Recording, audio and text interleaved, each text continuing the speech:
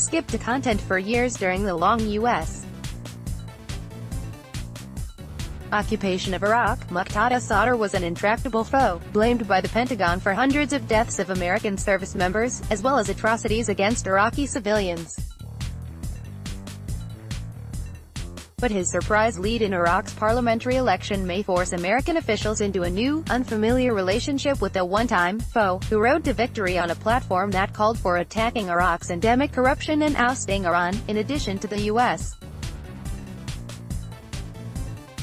military, from Iraq. By any account, Sadr's possible role as kingmaker after the weekend election will complicate the U.S. military mission, which now consists largely of training and mine clearing in parts of the country that have been wrested back from the Islamic State militants. Asked Tuesday whether he was upset by Sadr's victory, Defense Secretary James N. Mattis ignored the question. The Iraqi people had an election. It's a democratic process at a time when many people, doubted that Iraq could take charge of themselves. So we will wait and see the results, the final results of the election, said Mattis, who commanded Marines as a general in Iraq's Anbar province during some of the most violent years of the Iraq War. And we stand with the Iraqi people's decisions. His comments echoed similar non-committal statements across the administration, including the State Department and National Security Council. We are very well aware of Muqtada al-Sadr and his background and his positions now, State Department spokeswoman Heather Nauert said when asked about concerns over Sadr's victory. Some U.S.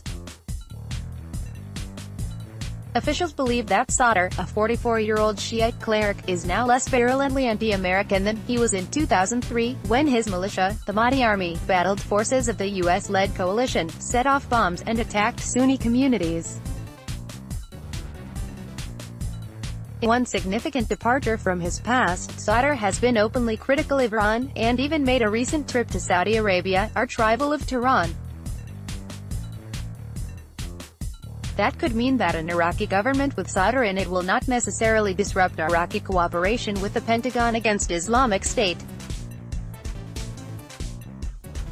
Any unease on the U.S. side, several analysts said, is likely to be counterbalanced by Sadr's call for shrinking Iran's influence in Baghdad's Shiite-dominated government, another longtime U.S. goal. Sadr has called for both the U.S. and Iran, which also sent advisors and assistants in the fight against the Islamic State, to leave Iraq. Will there be less willingness to cooperate with the U.S.? Maybe. Douglas Ollivant, a former National Security Council official in the George W. Bush and Obama administrations, said. But that will be more than offset by the pushback against the Iranians, added Ollivant, who served in Baghdad as an army officer during the surge of U.S. troops in 2007. What Sadr's role will be in any new government remains to be seen. In Iraq's convoluted parliamentary system, his Sayroun coalition led the vote but did not win a majority that would have allowed it to rule alone. A minimum of 2 weeks of negotiation and horse trading among the factions now begin. In the end, Sadr might even find himself on the outs. Failure to form a functional government after the vote, analysts warned, could lead to political paralysis that would impede any efforts at reform, long a U.S.-backed project, and could leave a vacuum where more pro-Iranian politicians would step in to take charge. In the meantime, U.S. officials are reacting cautiously as they await final official results of the vote, in which nearly 7,000 candidates vied for 329 parliamentary seats. Iraq's Prime Minister Haider Abadi, who was the preferred U.S. candidate in the election, had been widely regarded as the favorite. His campaign capitalized on the military victories against Islamic State, but his party is holding at third place. Abadi's party could be a likely coalition partner for Sadr. If the Kurdish faction is added to that, American officials believe the result could be favorable to U.S. interests. Joining Abadi in a poor showing was Nouri Maliki, the former prime minister whose pro-Iranian stance has long frustrated U.S. military advisors in Iraq. U.S. officials say Maliki's closeness to Iran contributed to the rise of Islamic State, a largely Sunni movement that gained strength from Sunni grievances about their treatment under his government. During the height of the U.S. military presence in Iraq more than a decade ago, Sadr was a formidable and often underestimated American foe whose call for ending the U.S. occupation proved a powerful rallying cry for Iraq's Shiite poor militias loyal to the Iraqi cleric fought bloody battles against U.S. troops in Sadr City, a Baghdad slum controlled by his supporters. But following the end of the large-scale U.S. presence in Iraq in 2011, Sadr's public criticism of the U.S. eased. He remained restrained even after the U.S. sent troops back in 2014. Once the U.S. was no longer in occupying power, he no longer had that much of a problem with the U.S., said Oliphant, a fellow at the New America Foundation, a Washington think tank. With the American presence reduced in numbers, the Pentagon is drawing down U.S.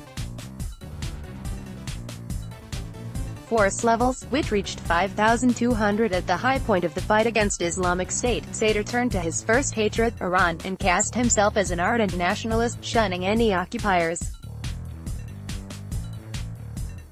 Nonetheless, memories of often brutal battles against Sadr's supporters have not faded among U.S. soldiers, and Pentagon officials say privately that they still distrust him.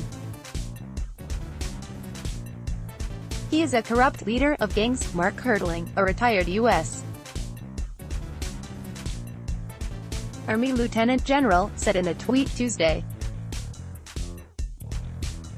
Hertling recalled fighting Sadr in 2003-4 in Baghdad and in the southern cities of Kut and Najaf, as the Iraqi government debated arresting him for murder of his rivals, and then again, as he fomented anarchy in Baghdad in 2008. Other military officials said they held out hope that Abadi, with his strong U.S. backing, will somehow be able to assemble a coalition that enables him to stay on as prime minister. It's not the best outcome, but we remain hopeful, said one official, who asked to remain anonymous to discuss internal assessment. Iraqi Shiites historically have chafed at Iran's influence and refused to import the theocratic-style rule of their neighbor. Sadr's powerful father, the late Mohammad Sadiq Sadr, was a fiercely nationalistic cleric who promoted the Shiites' identity as Iraqis and Arabs. In addition, if Sadr and his supporters hope to make any headway against endemic corruption, as he pledged to do during the campaign, they will need the backing of the U.S.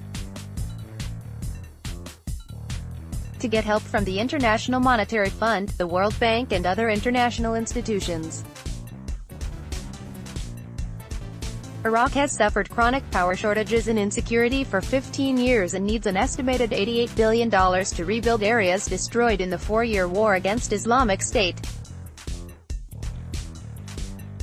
Despite the complications and numerous moving parts, Iraq's change in government could provide U.S. policymakers with an opportunity to set right the chaos and suffering of the last years, some analysts said. The U.S. must do everything it can to convince as many of those who are elected that it will support a strong and independent Iraq, rather than try to create a client state. Anthony Cowardisman, an expert at the Center for Strategic and International Studies, said in an analysis he wrote for the think tank, and that it will help any elements of the new government that actively seek reform, recovery and development. Nauert of the State Department said, "We have a good relationship with the government of Iraq and we believe that we will continue to do that." For more on international affairs, follow @Trassic Wilkinson on Twitter.